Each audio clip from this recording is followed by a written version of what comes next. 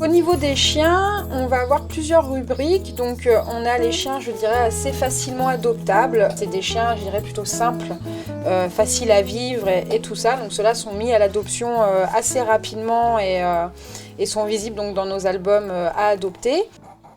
Ensuite, on a les chiens un petit peu plus compliqués au niveau comportemental qui vont demander une prise en charge un petit peu particulière ou un environnement de vie un petit peu particulier.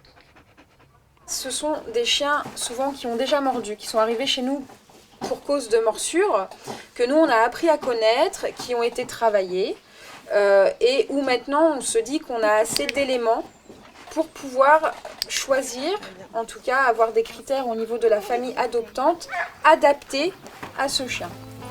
Et puis en tout dernier, on a les chiens qui ne sont pas adoptables parce que doivent rester toute leur vie chez nous sur décision de justice ou autre, sont mordeurs et évalués au niveau comportemental niveau 4, ou tout simplement sont très heureux chez nous.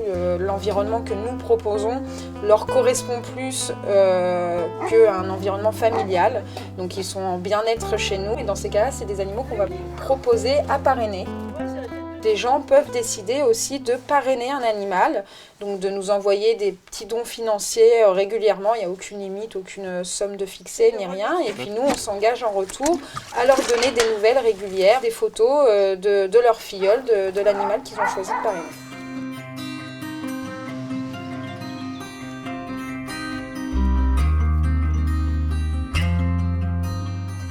Les animaux qu'on héberge ici, on a quand même deux objectifs principaux qui sont proposer une alternative à l'euthanasie pour les vieillissants et pour les chiens dits dangereux. On incite les gens à parrainer nos animaux, etc.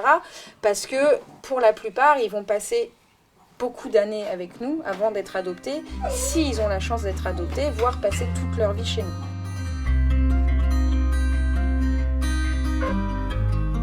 Le système de parrainage, il fonctionne pour tous les animaux qui sont hébergés à l'AVA. Même les animaux à l'adoption peuvent être parrainés. Ça, c'est totalement possible. Et ça fonctionne aussi bien sur les chiens que sur les chats, que sur les chevaux, que sur les bovins, etc. Enfin, ça fonctionne pour tout le monde.